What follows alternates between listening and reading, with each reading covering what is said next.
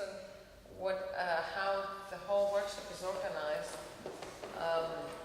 The idea so that today this is our really small group academic session where we exchange ideas about the papers of Michal Buchowski and myself that you may have read, and in the other session your paper. And so I think for today we're free to discuss in more academic terms what is the approach towards European identity, what makes sense, what doesn't, where we see lacuna in research, etc. Then we should take a few points home, so to speak, this evening, and together with the second session, and bring them to the stakeholder session that takes place tomorrow morning. So the idea is we come up with some questions, specific, relatively specific, not too academic, not too theoretical, not too vague, about the link between diversity, identity, and culture in Europe, so that these can animate the discussion with the stakeholders who are of non-academic background tomorrow. And later in the day, and also on Friday for the other session, we can again have some, in a way for us for the project, a new agenda. So we have some ideas about what we would want to research and the topics that we would like to develop in this project with regard to, as we said, this research policy agenda on European identity and European culture and heritage. But the idea is that we can reach and actually perhaps skip some of our ideas and adopt some of those that will come on the table during these 3 sessions. I'd like to give you Marcus to introduce yourself. Thank you. My name is Lars Ebers. I am invited through the European League of Institutes of the Arts, which is a network organization for higher arts education in Europe. That means we have academic members in the field of fine art, dance, theater, design, and so on. I'm also the curator of a cultural center in Amsterdam, where we show contemporary art in a place where Jewish boys and girls were hiding during World War II. So that means that in our program, where we work with young artists of today, we put a particular emphasis on mechanisms of inclusion and exclusion, and we like to work with artists about that because we think that the challenges artists pose to us can open new ways to contemporary ways of commemoration, and that commemoration aspect for us is a key towards hopefully inclusive societies. From that role, I'm also a permanent fellow of the Bruno Kreisky Forum for International Dialogue in Vienna, which is an international social democrat think tank that is solely targeted towards new visions for an inclusive European cultural agenda. So I guess it's obvious that I'm very excited about this session.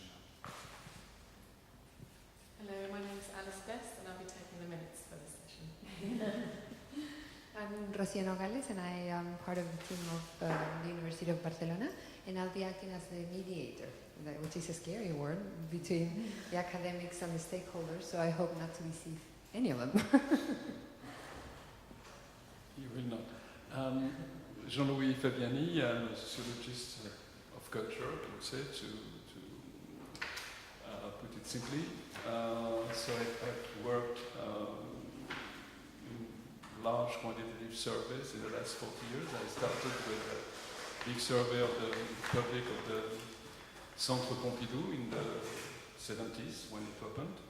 And I've directed the surveys on the Avignon Festival during 15 years, and I've been the scientific advisor for 2 national surveys called the Pratique culturelle des Français in 2001, and the most recent one, 2008. And I team with Nasser, who will introduce himself. My name is Nasser Souleymane Gabriel.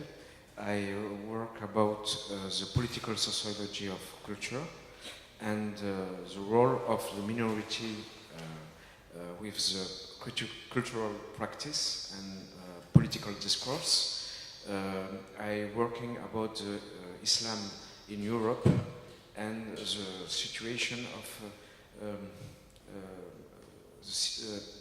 the linking between social science, public policy, and minority. And he's a political scientist. Political scientist. Nobody's perfect. Hello, my name is Luis Monet. I'm professor at the University of Barcelona. I'm the director of the Cultural Management Program. I'm an economist, not a political scientist. I don't know what is worse. My field of research is cultural economics, but basically the public economy of culture. And I will present later in the following session after your paper, another paper we brought together with Emmanuel Legrier from the University of Montpellier and the CNRS, that he is not able to arrive on time, so he will arrive too late this evening. But it's a pity, but that's the situation. And, well, it's enough for the moment. Maybe we can share other things. Hello, my name is Michal Buchowski and I am a social anthropologist working at the University in Poznan and at the European University Galeria in Frankfurt under the water. And, well, I am interested in Central and Eastern European affairs, societies and cultures, and also multiculturalism and migration. Thank you. So, Back to me, well, we are a small but good, an interesting group, hopefully. Anyway, maybe I can say a few words about the nature of these papers. The idea was that with our papers we're trying to review a bit the state of the art, and we had tried to pose ourselves questions. So my question was, what is the relationship between identity, European identity and diversity? What do we know about it, and what do we need to find out, or things that we need to discuss? And I know Michal is giving a second paper on the topic relating precisely to diversity and tolerance. So I'll say a few main points of my paper to try and start a discussion. So I'm starting from a premise that European identity is dynamic, so it is ever changing. There's no one single identity, and it is contested. But that's probably a good thing, because as I don't remember now who said that, and I'm quoting it, is identity is like health. You realize it when you don't have it anymore. And European identity is one of many. Obviously, we are all aware that European identity functions as one of the several collective identities that can be meaningful for an individual. It is difficult to observe. Like all identities, you have to analyze it through discourse or through action. So the people who feel or don't feel European must show this in their words or in their actions, in the way they dress, in their slogans, in the signals they dispose. But it has to have a group reality. So European identity cannot be understood as a sum of the individual identities. With regard specifically to if you want, the appropriation, or some people might say the hijacking of European identity by the EU, it was certainly a political move and almost an engineering of the European identity in 1973, at the time when the then EEC, European Economic Communities, were facing another moment of stagnation, another moment of crisis. European identity came as a debate with a clear political intention, what we call an escape forward, a way to solve the impasse by giving the European project that at the time was mainly economic a more symbolic and political orientation. Now, I think nonetheless that the question of whether European identity is purely cultural or it is political remains an open discussion. And probably some of us who are researchers or practitioners of European identity might think the European identity is political, but maybe our fellow citizens in different places in Europe might rather conceive of European identity as cultural, and I think that would obviously settle at least one open discourse between what used to be called Western Europe and Central Eastern Europe, which is who qualifies as a European, and that European people, nations, groups can qualify as being European in their identity in many different ways, not just in relation to the EU. In terms of a theoretical approach, I think we've started in looking at European identity, we started from the idea that European identity would be, since it was meant to be political, it would be competitive, it would be conflictual to national identity. And obviously, I remember 20 years ago, some theorists of nationalism like Anthony Smith writing, it can never win, obviously, and the supposed control case was, would you be prepared to die for Europe? No. Would you be prepared to die for your nation? Probably yes. Although this might be a misleading question, it is clear that if we are to compare the loyalty that national identity of different sorts commands compared to the loyalty that European identity commands, certainly national identity is stronger. But then actually the theoretical research and empirical research on European identity said actually this is not the case. We should conceive of European identity as an umbrella. So we're all European nations, and within this umbrella of the European family of nations, we all have our distinct national identity. Perhaps this is also a too simplistic a viewpoint, so that the idea that we're simply speaking of a secondary and a primary political identity like the national one, and a secondary political identity like the European.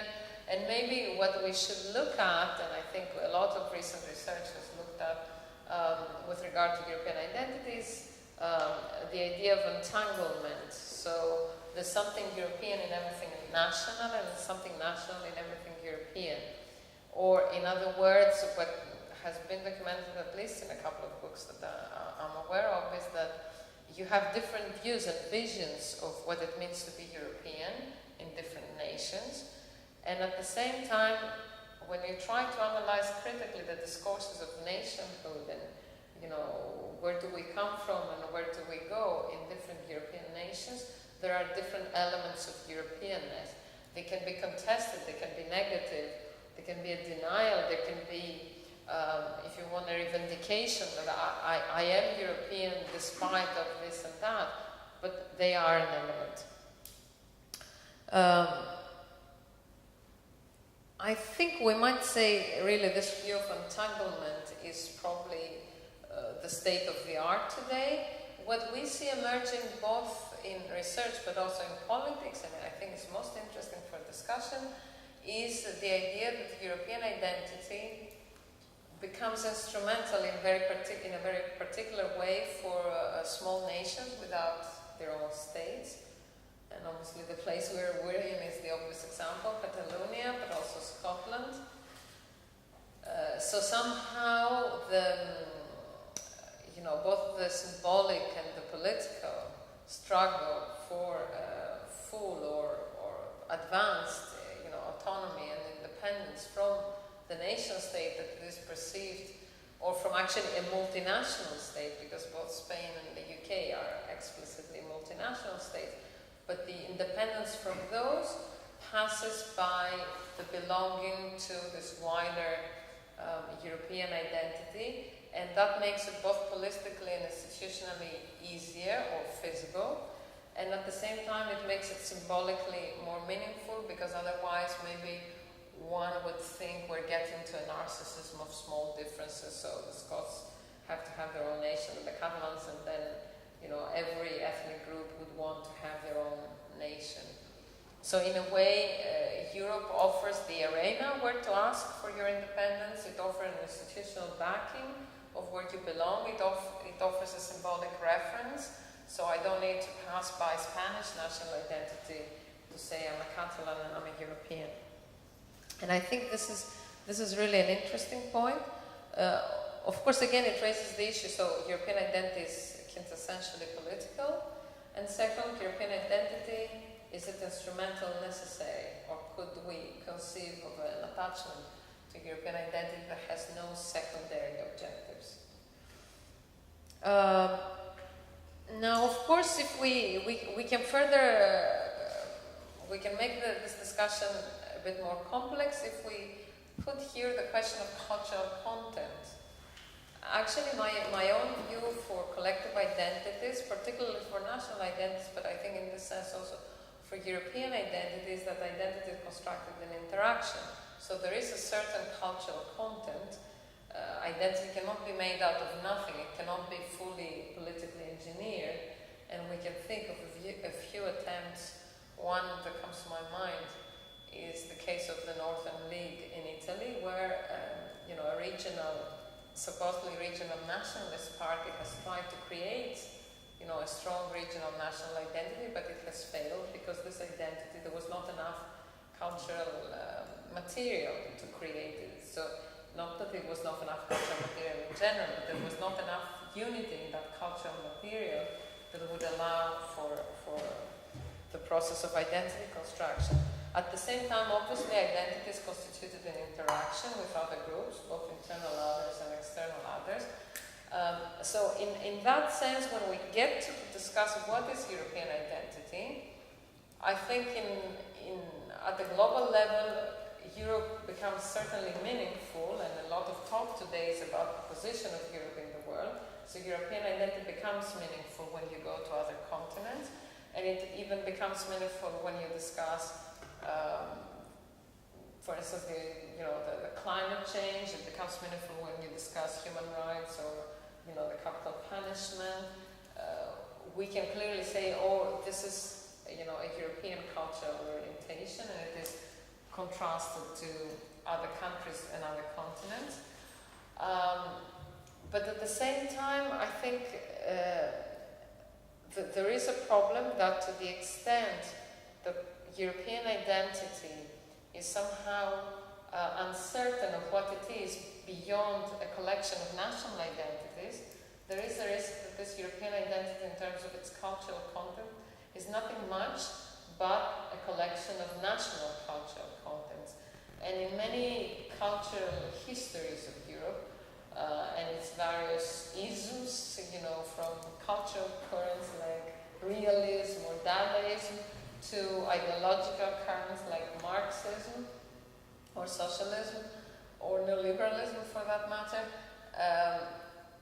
if we look closer, actually the national level that we're looking at, these currents, for instance, these cultural currents, were started off at a specific national environment, and then perhaps later we have created a narration that they are European. So there, I think we have a question mark again about what is the role of European culture towards European identity, and whether it is a transformative element. So actually the writings of the Council of Europe and of UNESCO try to create the European cultural heritage as a transformative element that brings together parts of the cultural heritage of Europe that should not be conceptualized as national but as European. And in the paper we cite the particular case of the pilgrimage of Santiago de Compostela as one case where something that was religious and it was situated in a particular national territory has been constructed as a symbol of a particular European heritage. And of course that brings with it the question, does this transformative power of the notion of European culture lead to an amalgamation of these national elements? Or not, or it remains rather superficial and instrumental. And I think on this, of course, it would be very interesting to listen to what practitioners have to say. Whether in that case we're seeing, and I think that is also an element that we shouldn't forget, that European identity, like national identity, is always in flux, it's always changing, so it has a certain transformative power. Now, going back to this very specific conception of European identity within the EU, which is the slogan Unity in Diversity, I think this is a very interesting and probably very positive slogan, but oftentimes we don't pay enough attention to its limitations. One particular issue that I think is really the very essence of the concept is unity and diversity. So both unity and diversity in the slogan are self-limited. So unity cannot be perfect because it's a unity that includes diversity. It can never be a unity in the sense that it is conceptualized at the national level. And I'm not saying here that nations are necessarily homogeneous, but there is a dominant discourse in the nation, which is the nation is more or less homogeneous. So there is a strong sense of unity. In the unity and diversity of slogan of the European slogan, there is a clear suggestion this identity is diverse, is strongly diverse. Then at the same time, diversity is again self-limited because this diversity cannot lead to the breakup. It's a unity. This diversity goes hand in hand with unity, so it cannot, it is not conceivable that these diverse cultures or these diverse groups would lead to the breakup of this European identity. Nonetheless, I think precisely perhaps because of its, how can I say, willing self-limitation, this unity and diversity concept is very interesting and probably very useful politically. The question that arises, of course, it is that somehow it may include a sense of reification of the national and subnational identities. So precisely presupposing diversity, it somehow presupposes that there are some proto-elements, these national or regional identities that constitute of European identity, and in that sense there is a risk that this slogan doesn't pay attention to the fact that national and regional and local identities are also dynamic and changing, and their relationship with European identity is also changing. Precisely, we mentioned the case of the regional nationalisms. A second element, I think partly already mentioned, is that precisely unity and diversity, this unity risks of being too shallow, just a container where everything is fitted, but nothing more than a container. And the third, and I think most crucial question perhaps for our discussion today is the idea that or how much and what kind of cultural diversity can be included in this identity. Actually, Michal and I know each other from a project that we had together between 2009 and 2012, and we were very interestingly confronted with this question because we were looking at diversity both of historical minorities, or native minorities, what is called in Europe, and the diversity of migrant groups, or what is called post-migration minorities. And if we look at the institutional environment, we see that the Council of Europe in particular, but also the EU, has made a big effort in creating legal instruments and creating proactive programs to safeguard the historical minority diversity. So we can think of different programs of DG culture and education or the media, which are meant to protect this native diversity, the cultural heritage of Europe. We can think of the lesser, the protection of the lesser known languages, and so on. But at the same time, there's not such protection, there's not such concern for post-migration minorities and migrant groups, and there is still, I think, to be a discourse and more research on what migration contributes to European identity, and perhaps that migration is a unifying element in our understanding of European identity and European culture. And certainly the more tangible effects or problems of this, and probably these are some of the things you're working on in your network, is precisely the acknowledgement of the colonial period and the colonial legacy, the question of racism as color racism, the question of racism or discrimination and prejudice in relation to religion or in relation to ethnicity.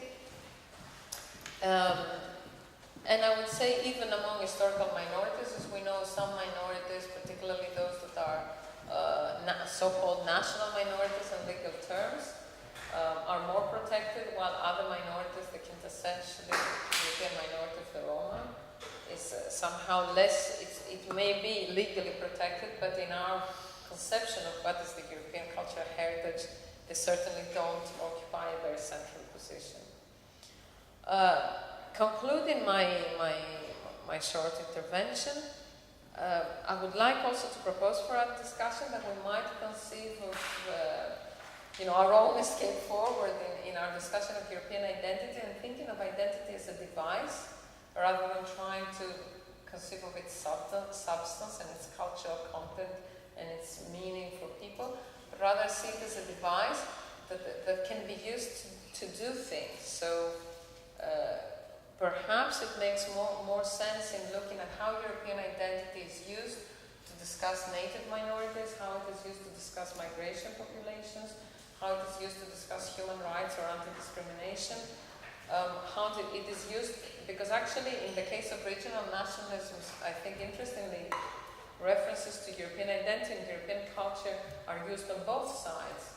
So to take, for instance, the case of Catalonia, the very recent debates in India, it's used both from the Catalonian side to say we Catalans are Europeans, therefore we should do this, and from the Spanish central state perspective to say, being Europeans as Catalonians passes through the Spanish reference point. And I think I would like to leave it at that, and I hope some of the points I raised can be further discussed today. Thank you, and perhaps I give directly the floor to Michal, so he contributes to our understanding of this elusive concept. Thank you very much. And it's always, or it's extremely always difficult to say something in the shadow of Anna. And it was, of course, I've read this, your article, both of you, but I read it after I contributed mine. So it's now a question whether I should be more reactive to what you have said or to present what I have written. Well, in a direct reaction to your paper, I would like to say that, it's always, it has been unclear for me from time to time in this presentation. It's not a critique, it's an imminent problem of any presentation or any talk about Europe.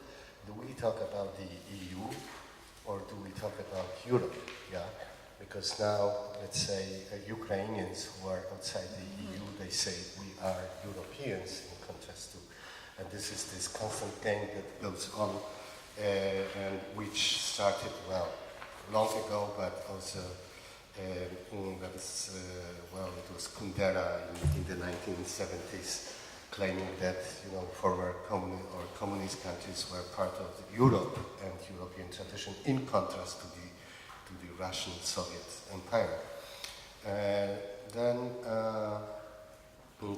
And I feel this kind of Western centrism in all this presentation, and actually this eastern part of Central and Eastern part, the southern part of Europe, is always somewhere in the back or invisible, and references are made usually to this Western part, even in the statements like the statement that Europe is a combination of Mediterranean, Germanic, and Anglo-Saxon traditions, and let's say Slavic tradition is not mentioned at all.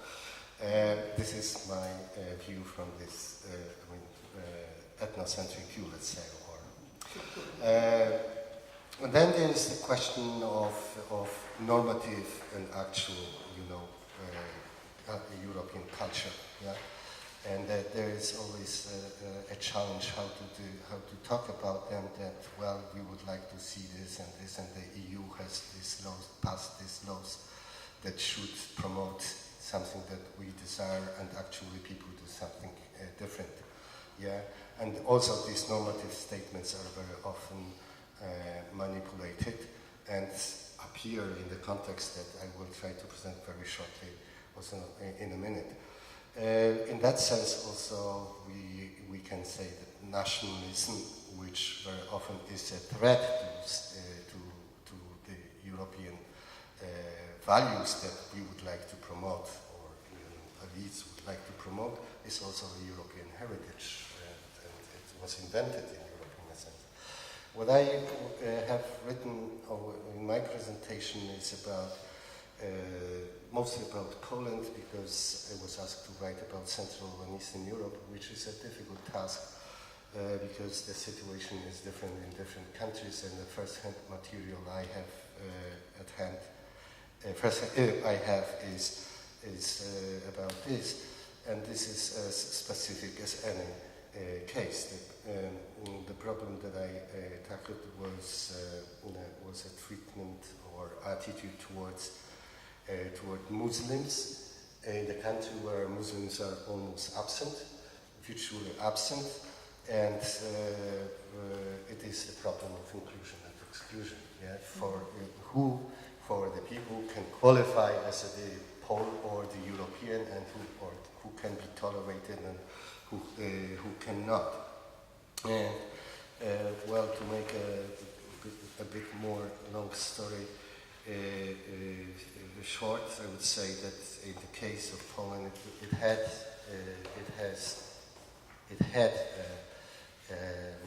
multicultural tradition and multicultural. It was a multicultural society, and due to historical contingency, especially World War II, these minorities virtually disappeared, and also disappeared from public discourses. And now the problem with recently has somehow reappeared, and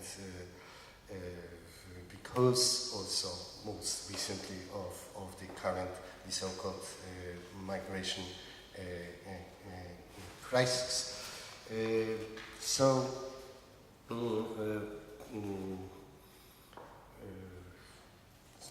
Just talking about this Muslim as an extreme case of this inclusion or exclusion, and how the society itself approaches it, and the society, of course, is divided, is that, well, Muslims who are very often simply identified with Arabs, they are at the bottom of the opinion polls of sympathy and antipathy list of, they are even below Roma. And the tendency since 1990s is that the Roma get more recognition or are more tolerated in a sense and accepted, and Muslims get worse and worse results in this kind of thing. And then this issue of tolerance, and I would say also heritage. It is, if you go to the first class of history in the Polish school, you would say that Poland is famous for its traditional historical tolerance. And now how this heritage is practiced. I think it's not practiced at all. There is no connection between this historical tolerance, which of course is idealized, but relatively in the European context in let's say 16th till 18th century was really there in comparison to many Western countries, like Spain, for instance. But there is a major difference in treating two major groups. One are Polish Tatars, who are present or who lived in the Commonwealth of Poland and Lithuania territories at least from 16th, 17th century, and are in a sense assimilated. I mean, assimilated also in the national consciousness that, well, they are here and we are proud of them because they present the Polish tradition. They are a part of the Polish tradition and Polish tolerance, the symbol of Polish tolerance. And, well, they are simply there, and they are also recognized in this protection, in this minority rights, recognized historical minority. And then there are, but these Tatars are very few. They're officially in the last census taken in 2011, only 1,900, a bit more than 1,900 people declared that they are Tatars, although activists, they say that there are more or less 3,000 of them, usual case that there are differences. And the other group, and there are newcomers, as newcomers are also all other groups that migrated on the Polish territory since 18th century, I would say, even, but especially in the interwar period when they escaped from the former Soviet Union, or they fled from the before revolution. Then also in the 1970s, when there were quite a few Arab students who settled in the country, married mostly men who married Polish women. Then there are also new Muslims, refugees from ex-Yugoslavia, but also Afghanistan, Chechnya, and most recently Syria, and now converts. Converts, and there are no any data about converts. All these data are, all in all, I mean, if there are, let's say, 3,000 Tatars, then there are statistically, or in the statistics, you can find hard data for this less than 10,000. So we are talking about 12,000 people in a 38 million society. But there is an Islamophobia in this society, and I will try to explain why it is there and what we can do about this inclusion and exclusion.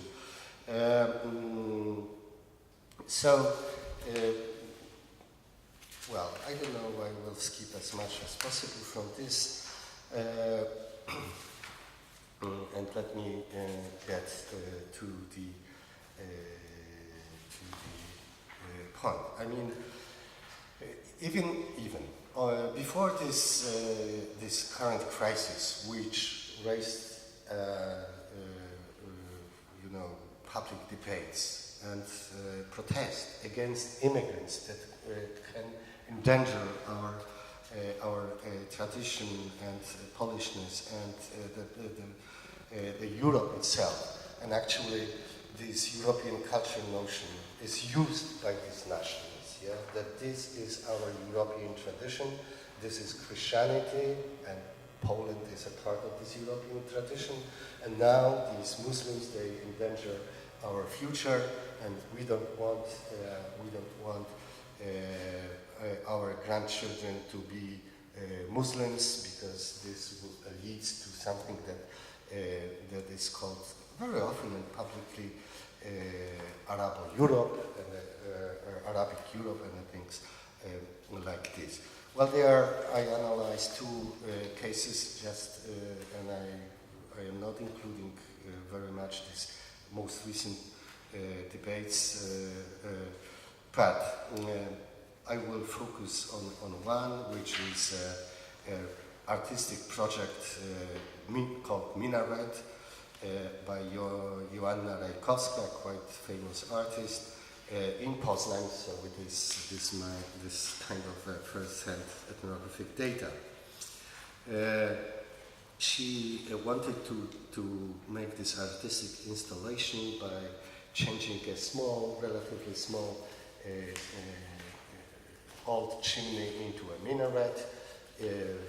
This is placed vis-à-vis a building, non-functioning synagogue, but former synagogue building in the city, and not far away, of course, from some churches around, inevitable in this case. By the way, this synagogue was converted during German occupation, Nazi occupation in 1940s into the swimming pool, and it functioned as a swimming pool until very recently. 5 years ago it was closed as a swimming pool, and now it's basically not used, and the authorities and this very small Jewish community in the city doesn't know what to do with it actually. But this project raised it was accepted and then it was rejected. And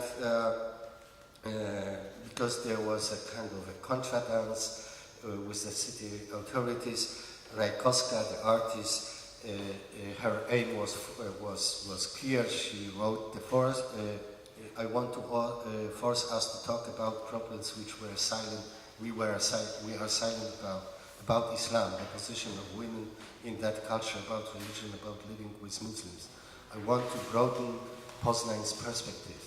For years, I have been calling for diversity in our wide, homogeneous and Catholic society. And of course, it raised some problems. The project was, as I said, accepted, and then it was rejected. And the city authorities were pressured both by the, let's say, public outreach, in a sense, part of the public outreach, and Catholic Church, I think Catholic Church intervention. And the official commission gathered, and the jury said, we consider, and I had a PowerPoint, it's not there, we consider the realization of the project as, first, culturally alien, B, disturbing the view of cathedral and the former synagogue, C, on that, one that can be perceived as religious provocation, D, one that can be perceived as an attempt to ridicule the religious symbol, minaret, by installing it on an old industrial chimney, E, has no artistic qualities which would make it suit the cultural program of the city of Poznan. Arguments justifying the decision of the competition jury refer to different aspects of the project. First of all, the cultural strangeness of the project was emphasized as it was something weak. If it was such, then the presence of places like selling kebab, sushi restaurants, and Chinese bars could have been questioned too. Yet those do not bother anyone. Strangeness is a relative term because Islam has been present on Polish territories for centuries. The other argument, aesthetic one, refers to the issue of perspective and other sacred buildings visible nearby, including the synagogue. Yet we could reply saying that it was precisely the juxtaposition of different religious symbols what the artist proposed. The project was also called a provocation addressing a very sensitive religious sphere. One may presume it were the dominant majority religious feeling which would have been offended. The argument stating that the minaret would insult Muslim was not justified because the representatives of the city supported their representatives in the city supported the initiative. And also the artistic value, well, it was a part of the parcel of the Malta Festival, the theatrical festival, international, really big, and it was supported by this. So all these arguments were fake. The issue at point was we don't want, the public doesn't want to see any symbol of Muslim religion in the city because this is a Catholic country and it offends our feeling. And then, there was outreach on the internet fora, and I wouldn't even, I don't dare to cite this here because they are so offensive and awful, probably as you can find anywhere. So let's try to confront these two groups, old Muslims, let's say, or Tatars, and new Muslims in a short way. How much time do I have? I think you're spoken for 15 minutes, but I think you can speak for Well, this is something that Renata Włoch calls phantom Islamophobia, it can be applied, and it has become even more visible now. This is the result. Of course, you can look for many kind of interpretations and explanations. This media coverage of this crisis also contributes to it. The fear and the fear of losing the homogeneity of the Polish society, which has in the last, let's say, 50, 70 years become a value in itself. People consider it, well, we are actually very happy that we are homogeneous because we don't have problems. Yeah, so it has become a value, and it endangers this value of this homogeneity. This is a kind of a mental arrangement, and any innovation, in a sense, is a threat. Islam is a mortal menace to the native tradition, and we can try to explain it with such anthropological notions, not only anthropological, and you probably know them, and I won't discuss them here, like cultural anxiety, cultural racism, cultural fundamentalism. It all comes into question. Shortly speaking, for the Polish society, there is no place for Islam and Muslims. And now the question of Tatars. Well, they have become familiarized and they became a part of this famous Polish tolerance, or a symbol of this tolerance, and they also exemplify Polish multiculturalism. So they have become a part of the national identity, therefore they can or even should be tolerated or are here. But this, we can apply the notion of hierarchical pluralism to this, which means that, well, and I am citing Agnieszka Pasieka, one of the Polish scholars, pluralism is possible, but simultaneously one group, ethnic or religious, remains a dominant one, laying down the rules. Yeah? So it works like Bourdieu's doxa. So Tatars have become incorporated and then can practice it, provided they accept that this domination, and provided they also, well, they reduce their presence to kind of a folkloristic pluralism, yeah, that they can stage their traditions in the public. Well, I have to say that before this crisis, a rightist journalist wrote an article in which which we can name a Muslim panic. He said, well, because these Tatars have not converted into Christianity for so long, we should beware of them. And I hope that security forces keep eye on this community, because the danger is there. So, you know, this kind of, yeah, and and even in some statements that we should consider to deport them to Crimea, which it can't be no value anymore. And then last, let's say, kind of a paragraph that. Well, we came to the point in this, and this is a part, I mean, what I am saying is also kind of a part of this self-definition in opposition to the other. So Europe has always defined, or Europeans have always defined themselves in relation to the others. And this is the question. And what we witness now in many European, especially Central and Eastern European countries, and Hungary is the case in point too, not only Poland, Serbia, and, well, anywhere. And probably also you can hear this in France, Spain, and some voices maybe not that popular. But that the question of language that it used in description of Muslims, which despises them and often deprives of human features. And the question is that, well, despite its political correctness and EU standards, it can be shouted during public meetings, it can be, and it gets unpunished, and it goes unpunished, you know, football arenas, this is a participant observation, are spaces of open racial and ethnic slurs, and there is very weak or there is no reaction. Well, at some point there was a court case in one of the big cities that some football fans use a swastika actually, and then it was brought to the court, and then the judge said, well, the swastika is a symbol of happiness in India, so there is no reason to.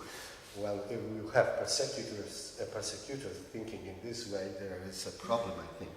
Why it goes from many bishops, and you can hear it in the churches during demonstrations and internet fora, of course. So, and I would like to pay attention to the case. I mean, there was a professor in Germany, in Dresden, Victor Klemperer, maybe you know the case, a German philologist who grasped how a perverted language will seduce even the initially innocent into complicity with genocidal policies and political of language that dehumanizes the other. And this is exactly what I witness at the moment. And the argument, and this argument is used by Gerd Bauman, not Zygmunt Bauman, but Gerd Bauman, that, well, actually the explosion of language can use the explosion of the quite natural to the human race's othering here, that we have the others, and we know that there are the other people, but we treat them as humans. And what Nazi did was the dehumanization of the other, which led to the genocide, because you don't treat them as humans anymore. And if we face it also today, then we can have also an explosion of violence, and this is what I am innocently try to warn also Polish public about, but it's not. Thank you very much.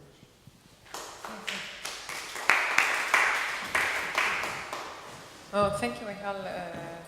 Yeah, I think you raised a lot of interesting questions. I would say one is, what is the Central European perspective on European identity, and perhaps reinforcing this question of EU versus European.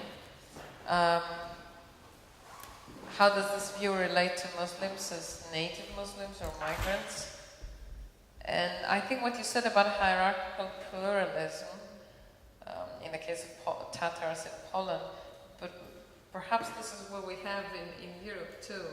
You know, this like others are accepted, but there's some who are more equal than others, or there's those who are dominant, or those who are the owners.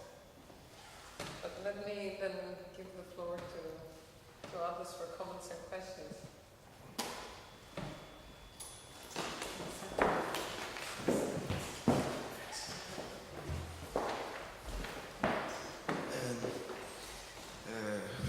Thank you for your text, for your intervention. I think about your discourse for a writer in Europe. Juan Goytisolo, a Spanish writer, Günter Grass, German writer, Régis Debray, French writer, and Leszek Kolakowski, Polish philosopher. Why I think for writer? Because in my opinion, the thinking of the relation between Europe and identity is in the novel for his writer. And when you're talking about the role of otherness in the Poland culture in Poland, I'm thinking about the declaration of Leszek Kolakowski in 90s about the role of the Sharia in Islamic law in Europe. And for Leszek Kolakowski, the cultural relativism in Europe is a death of the Europe identity. And for his opinion, Europe, excuse me,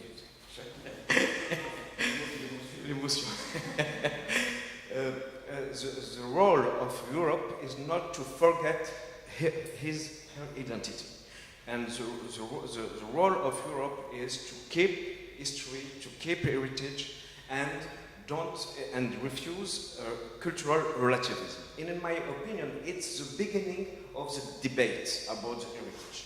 It's the beginning of the debate of multiculturalism, because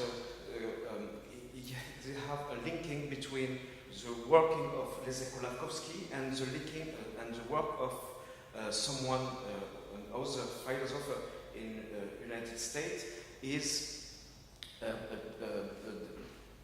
Bloom. Alan Bloom is very the same discourse about the question, and the situation of the otherness and the situation about the representation of Islam in the Western society is not just the situation actually, is a long debate.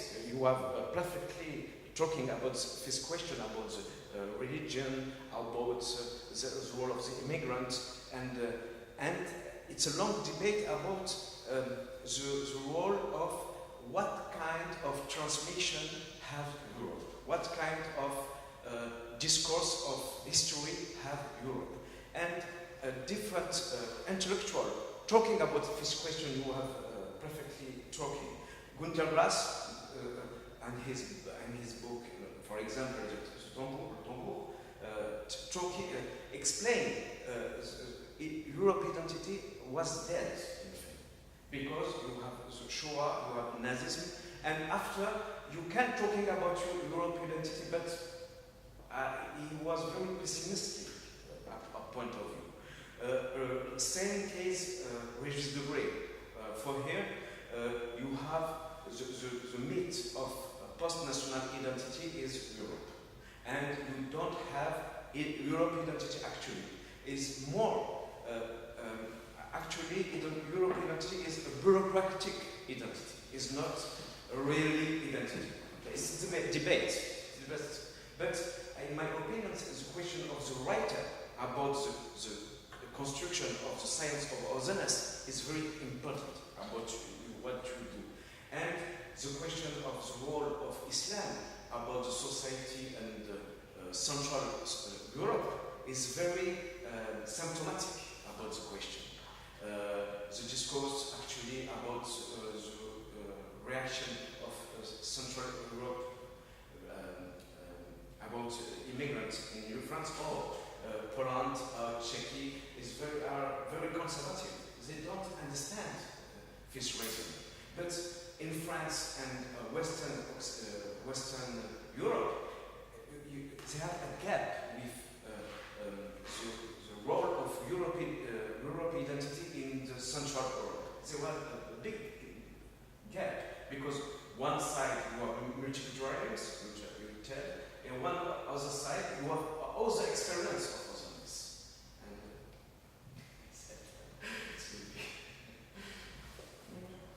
there's two microphones.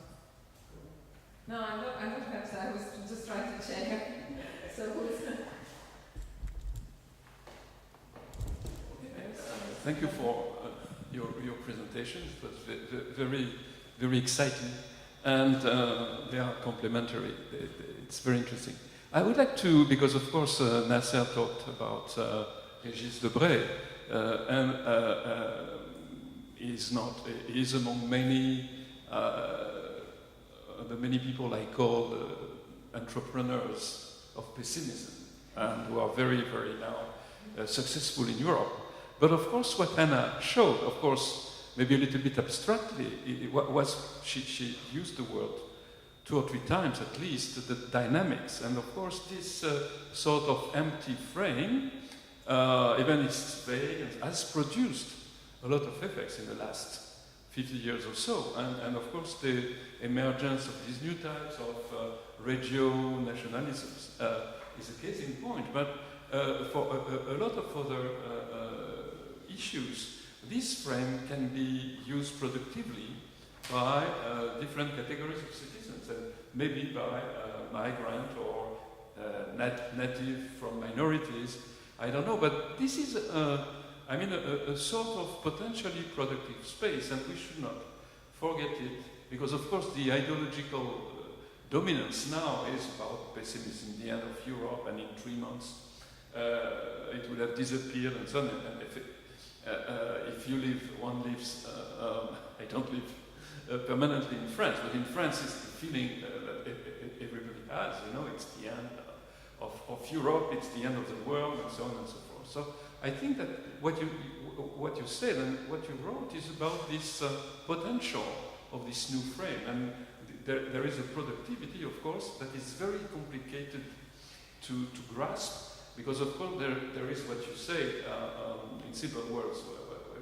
It's the emergence of a multicultural discourse, very often imported. I mean, from Canada or from other countries, the others, and the neo-nationalist discourse. But I mean, reality is a little bit different, and I mean, it's very difficult to envisage, I mean, the near future at this point. But one of the outcomes of this workshop and the project would be maybe to, I mean, first to state the importance of culture and symbols in this new Europe, and to overcome maybe this sort of structural opposition between, on the one hand, my most recent paper is about social guilt, and I quote Nasser in this dissertation defense, because here we should get rid of this, I mean, for us, minorities, to impose this feeling of guilt to the former colonial people, because it doesn't work. And on the contrary, I think it's counterproductive.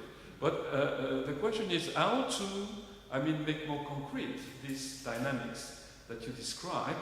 It's not easy, but I think it's very important. And I mean, as the Catalan or the Scottish, and sometimes the Corsicans dream of it, just to take advantage of the new map to make new claims can be applied also to minorities. I don't know, but this is one of my first ideas. And in your presentation, I think that Poland looks a lot like France, which means that we have all this discourse.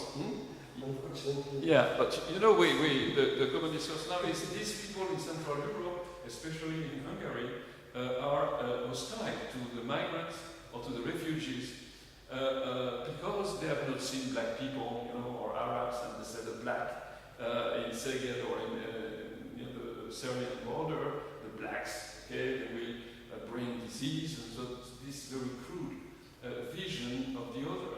But in the meantime, in France, we have the experience of very long, old waves of migration, Polish, Italian, Arabs, more than, 70, 80 years.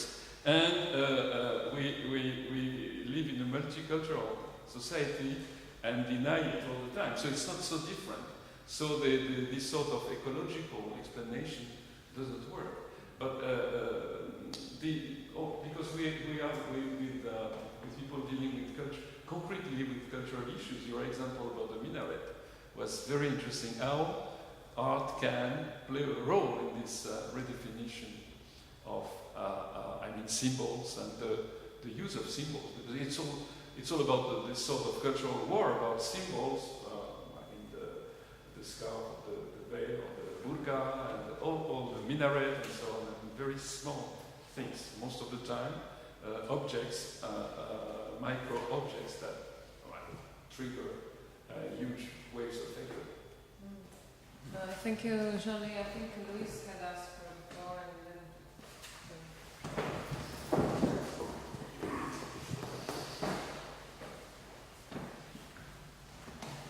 You want to come here so they can see? Yeah,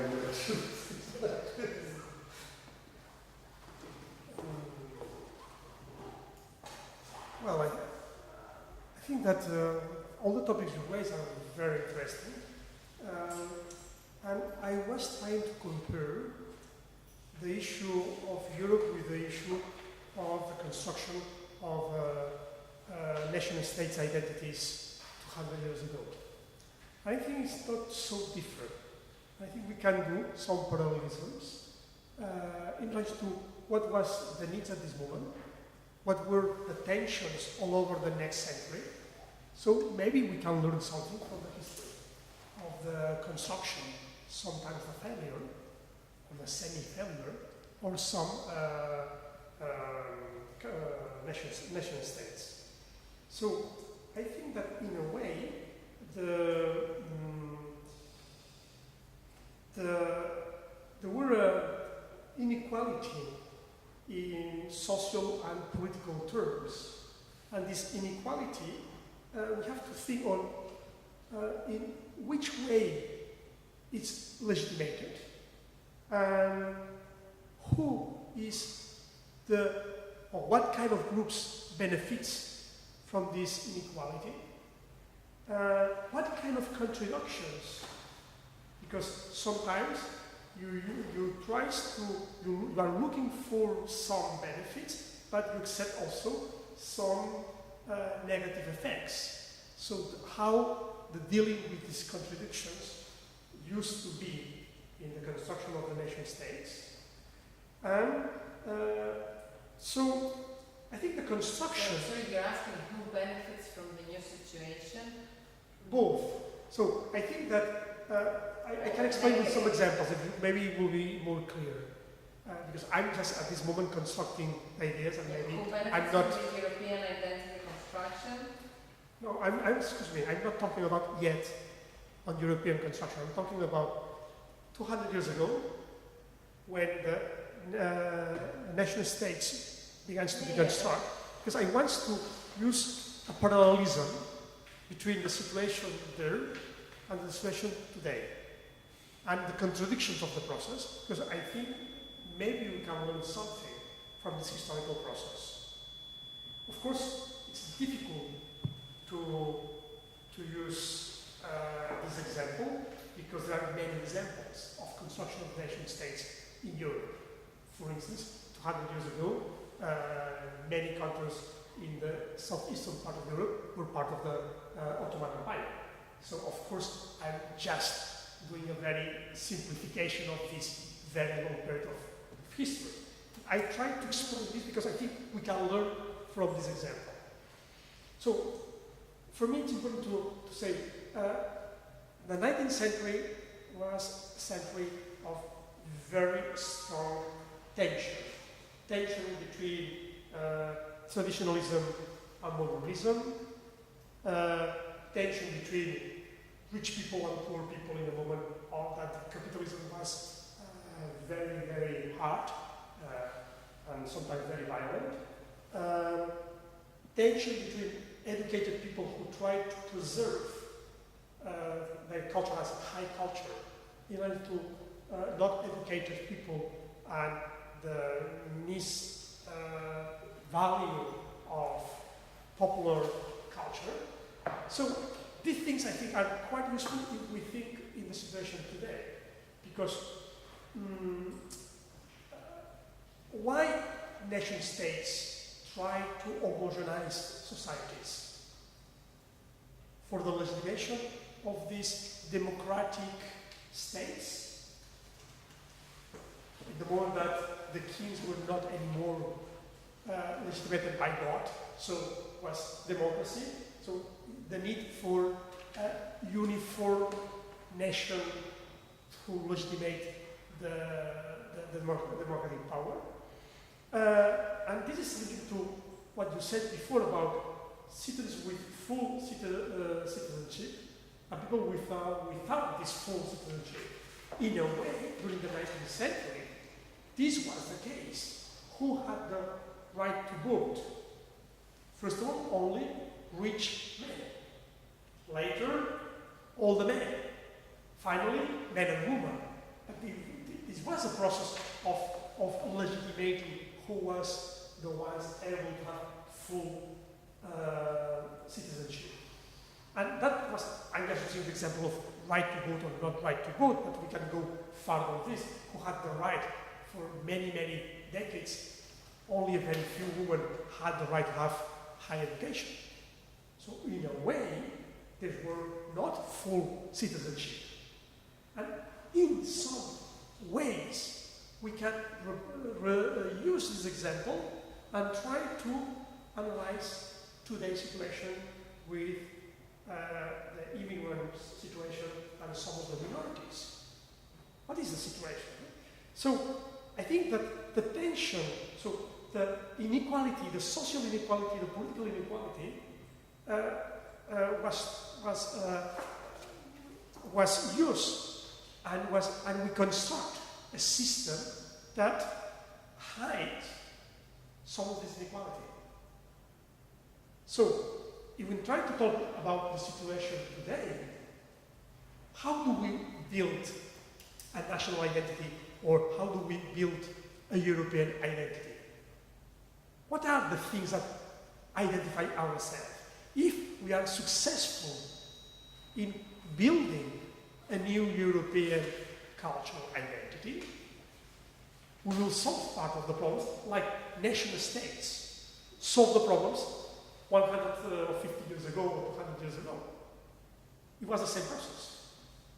So I try to propose a historical analysis or learning from history to try to understand what is the situation today. Of course, situations are much more different, because in the constitution of national states, the cultural, and I'm going now to your presentation, the cultural content of national identity were language, values, traditions, but also musics, landscapes, religion practices.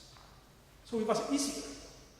When we see what happens 100 years ago, what was presented in the national pavilions of the Venice Biennale, the German pavilion, the French pavilion, the Spanish pavilion, it was very clear of all these traditions. So culture, arts and culture, was a useful tool for building this national identity.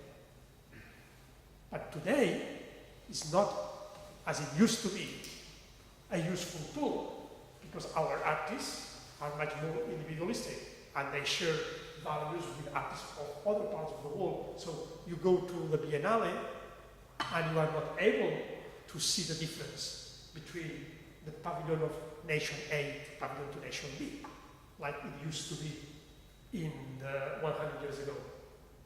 And what happens with European identity? Exactly the same. So what do we share, Europeans among us? Very little. In terms of classical cultural items used to identify ourselves. I don't know if this reflection could be useful, but I try to do this historical approach, because sometimes we can learn from this. No, thank you very much. No, that's very good. Okay. I think it's hard to go as the last one, but first of all, thanks very much for both your presentations and everything said. It's tremendously exciting.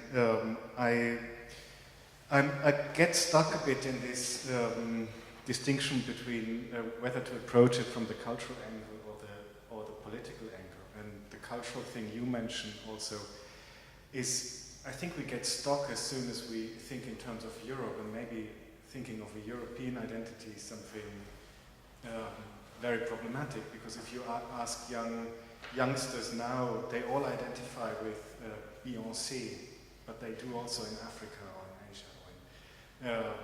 It gets more difficult when you talk about Beethoven. It gets also more difficult if you talk about Anselm Kiefer, or if the higher you go up, the more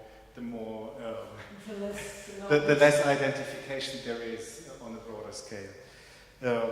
At the same time, and I don't make this reference very often, I didn't want to make it in the first place, but looking at Germany, for instance, where there's a very distinct separation between culture and politics in the federation, and national identification does not work through culture, because culture is a state, is a regional how do you call it? Autonomy.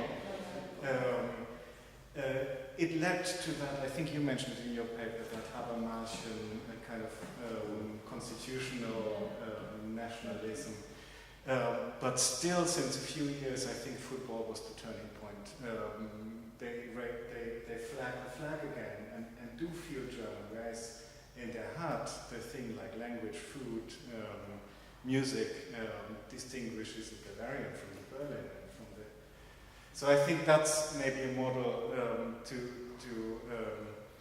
to show how it can work and how it cannot work, because in Germany, of course, the model of integrate was the multicultural model was integration. It didn't work. In France, the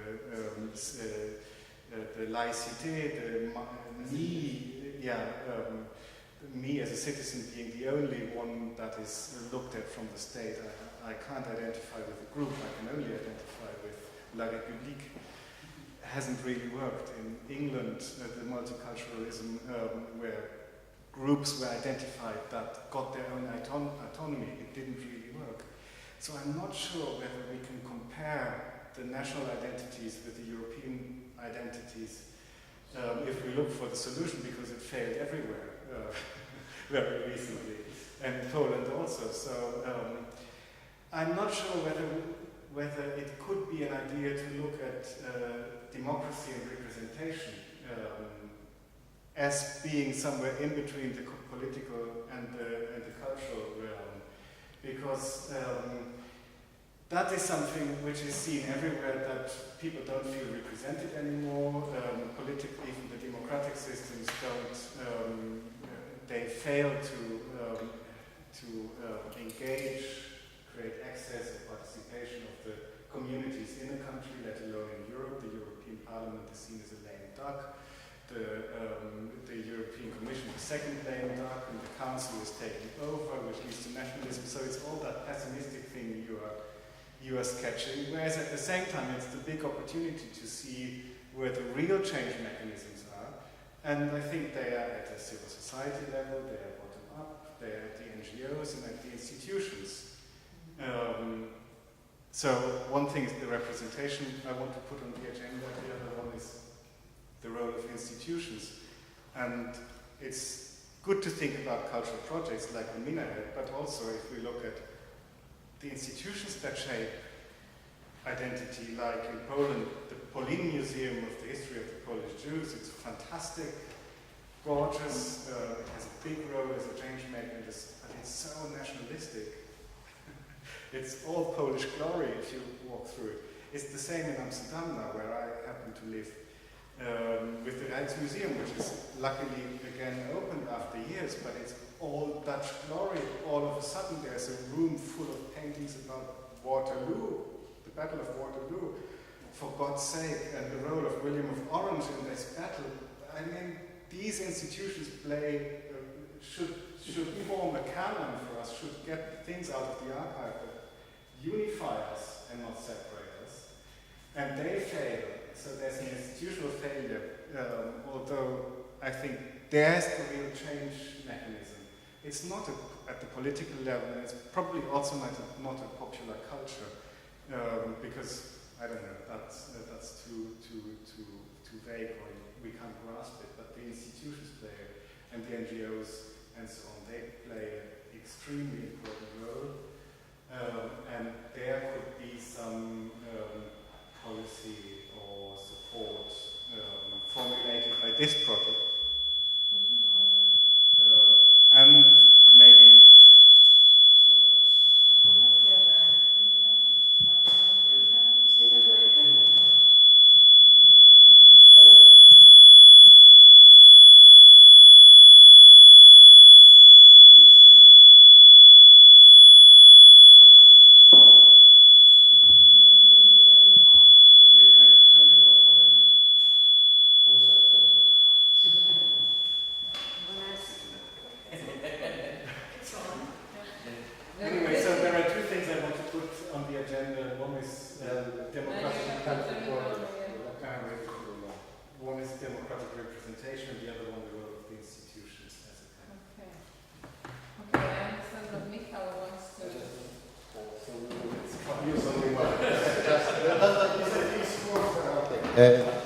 well, in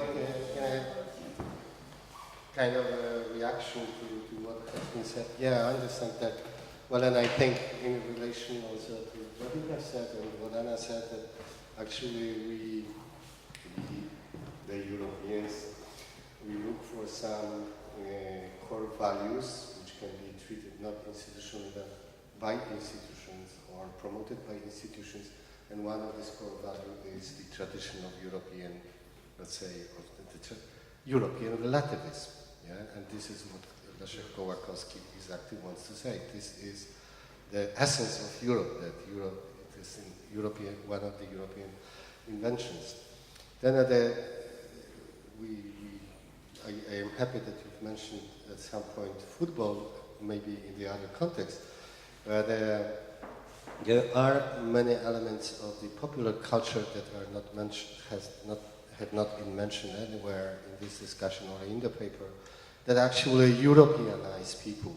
And this is football, one of them, European League, European Championship, people traveling across Europe. Well, the number of fans of Barcelona, we are here, so I have to mention it, in Poland is the largest number. I mean, no other Polish club has so many fans as Barcelona has. Okay, well, mobility, migrants, internal European mobility, Erasmus students, and so on. So these are, or a famous Eurovision contest. This, all Europeans participated, and this is definitely culture. And well, so maybe we should kind of try to distinguish between this soft, underground kind of unification that goes on despite all these debates or exclusions, rejection of Muslims, because actually this is this dynamic that is going on, and even if people protest or disagree, this is actually implemented in a sense, this Europeanization, including, elements of Muslim culture, like, for instance, starting with kebab. Everybody eats kebab now.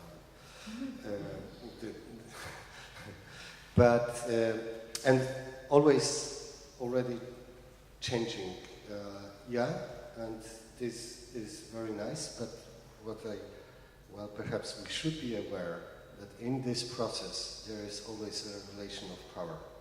And who is imposing what and why, who is in power to impose it or to promote it, and who is gaining something and who is losing something in this process. That's just this. Thank you very much.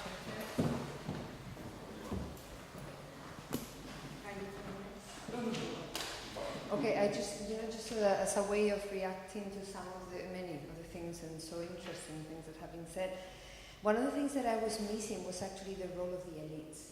This idea, and especially when you were talking about the parallelism with nation-state building, traditional nation-state building, because of my work, I'm very much in contact with the European Commission. I mean, I think that there is an intelligentsia in the building of European identity. And for us, it's very important that we understand that we question how this top-down process of building European identity is taking place. It is being framed, and by whom? I mean, when I think, and we were discussing about that, Anna, earlier, that when you think about the public sphere, or the European public sphere, is pretty much monopolized by the European institutions and European lobbies, which is something that should make us think a lot about this intelligentsia or top-down building of the identity.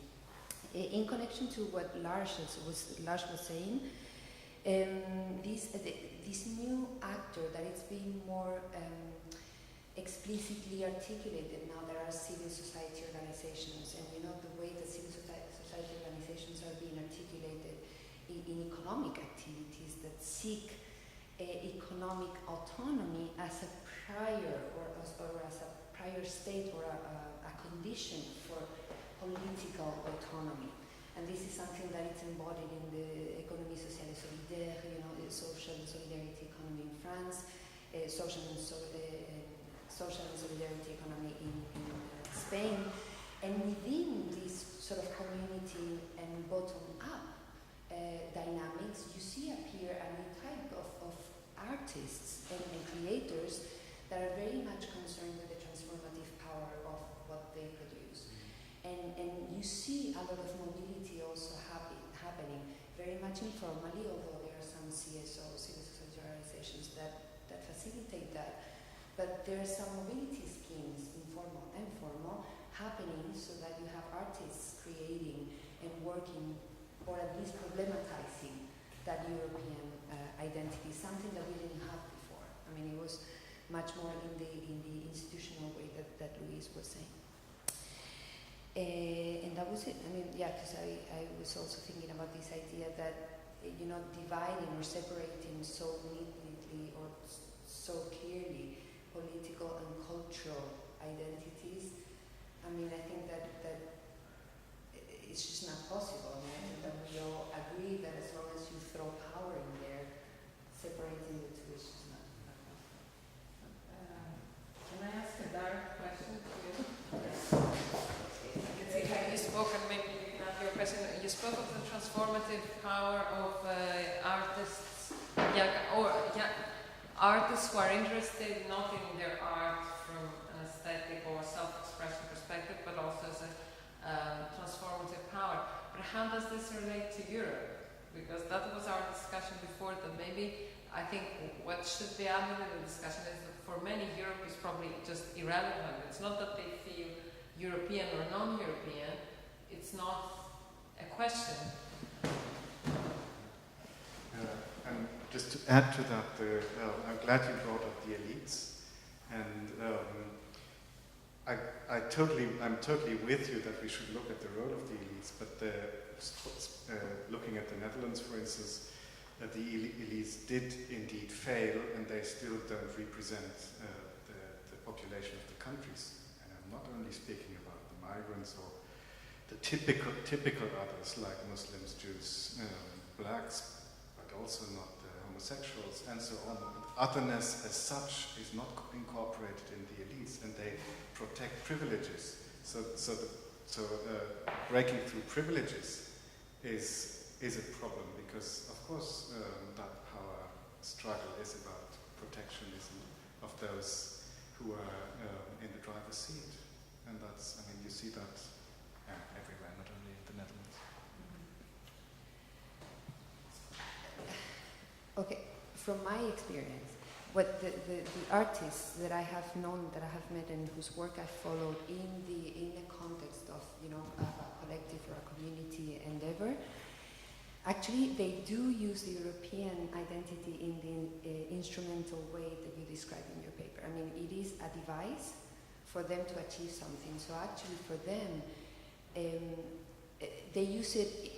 I mean, in a double, this is just, I mean, I'm coming up with this thing, and I haven't really thought about this long enough, but one, I see that they use the other European citizen in another country to really contrast their process, and that's something very, very, very important that I think they really care about. So really the process, they're very much into the process of things, and they want to compare what they're doing with what others are doing, so that's a very, very important aspect.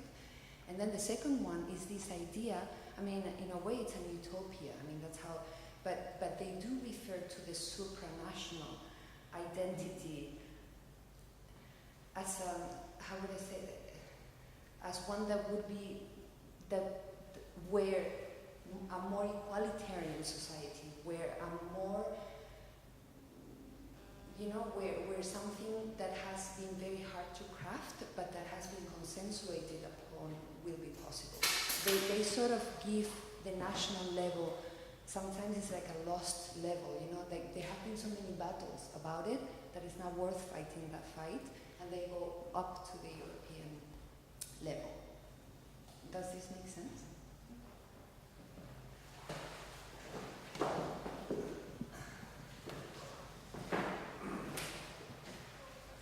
Do we still have time? I'm not sure if we're finished at 4:46 or 6. Quarter to 6. We should have a little break. 2 seconds. Well, You are welcome. No, I totally agree, and I think I try to introduce this idea of who wins and who are the lobby groups, because I don't think neither the elite, neither the other groups has homogeneous approaches, and even there is not an homogeneous approach between the defense of rational interests or even privileges. It relates to emotional issues, because I think human beings, we are not able to split totally these elements. So I agree with this idea that the suprarational level could be a most convenient space for minoritarian groups in relation to even both their own original places, in the case of immigrants, or the nation-state arguments in other kind of minorities. So I agree with the idea, but I think it's a little bit what you said before. There is an instrumentalism, but everyone is instrumentalizing this European identity. The European Union civil servants and politicians, as well as all kinds of groups. So we don't have to be, so that's the situation, it's like this. So for me, what it is interesting is to see, okay, why at this moment the economic elites welcome mobility? Because they need this mobility for economic reasons, and there is still another way to proceed, to persuade people that this is good, saying, oh, these people will pay your retirement. So it's clear that there are many kinds of arguments. But who deals with the contradictions? And the contradiction is, what kind of local space do we want? What kind of shared values we want to do? Are we are happy with all these people coming from other places because they will pay our retirement, but are we happy if they do their parties, their very smelly food, and all these inconveniences? And these are the contradictions. So I'm going back to my previous historical approach.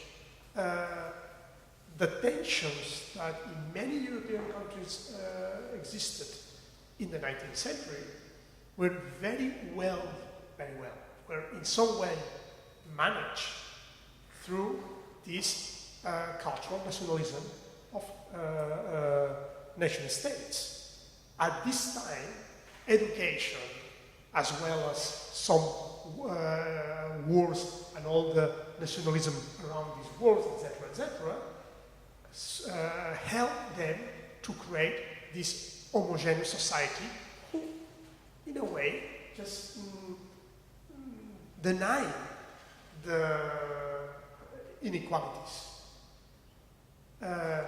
Also, I think the First World War was a fantastic example of this. Rich and poor, all kinds of classes were under their flag defending some idea. But the people who began the war, there were elites who wanted to obtain imperialistic benefits. Everyone lose in this war, but that was not the situation in the beginning, and they were extremely nationalistic. So, the use of cultural identities at this moment and today, that's, I think, the interesting approach. And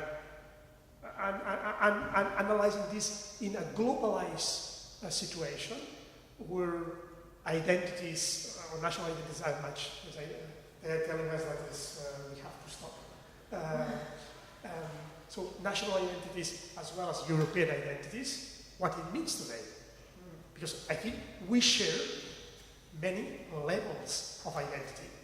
I just come from Panama, last weekend was in Panama, and what I share myself with the Latin Americans, as well what I share with other Europeans, what I share with people with the same education as myself, what I share with people who like the same football club.